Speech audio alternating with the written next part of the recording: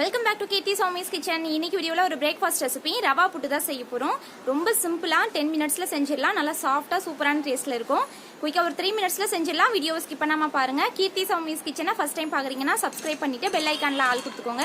இந்த வீடியோ பிடிச்சிருந்துச்சுன்னா like, share and comment பண்ணுங்கள். இப்போ வாங்க வீடியோக்குள்ளே போகலாம்.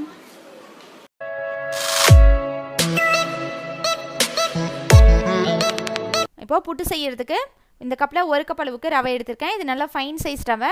நீங்கள் இதுக்கு பதிலாக மீடியம் சைஸ் ரவை உப்புமா செய்கிறதுக்கு யூஸ் பண்ணுவோம்ல, அது கூட எடுத்துக்கலாம். இதில் ஒரு 1/4 டீஸ்பூன் உப்பு சேர்த்துட்டு இதை நல்லா கலந்து விட்டுட்டு இதில் தண்ணி சேர்த்து பிசைஞ்சிக்கலாம். கொஞ்சம் லைட்டாக வெதுவெதுன்னு இருக்கிற தண்ணியாக சேர்த்துக்கோங்க. கை பொறுக்கிற சூட்டில் இருக்கணும்.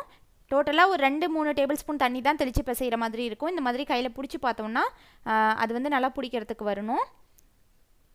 இன்னும் கொஞ்சம் தண்ணி சேர்த்துட்டு இந்த ரவையை நல்லா இந்த மாதிரி கட்டிலாம் எதுவும் பெரிய சைஸ் கட்டி வராமல் அதெல்லாம் உடச்சி விட்டு இந்த மாதிரி கையில் நல்லா பிசைஞ்சிக்கணும்.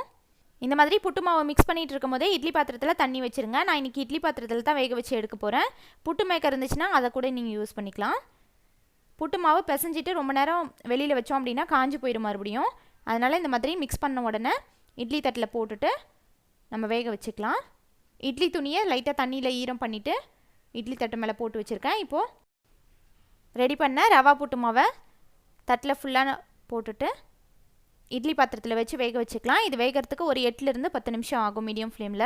நீங்கள் வேணும்னா இது கூடயே கொஞ்சமாக தேங்காய் துருவல் சேர்த்து கூட மிக்ஸ் பண்ணலாம். நான் லாஸ்ட்டாக இதை வேக வச்சு எடுத்ததுக்கப்புறமா தேங்காய் தேவையான அளவுக்கு நம்ம 1 கப் ரவை எடுத்தோம்ல, அதுக்கு 1 கப் தேங்காய் துருவல் சேர்த்து நல்லா மிக்ஸ் பண்ணிவிட்டு அதுக்கப்புறமா அதில் சர்க்கரை, பழம் எது பிடிக்குமோ கடலைக்கறி எது வேணாலும் வச்சு சாப்பிட்டுக்கலாம். இப்போது இட்லி பாத்திரத்தில் வச்சுட்டு ஒரு 8 நிமிஷம் இதை மீடியம் ஃப்ளேமில் வேக வச்சு எடுத்துக்கலாம்.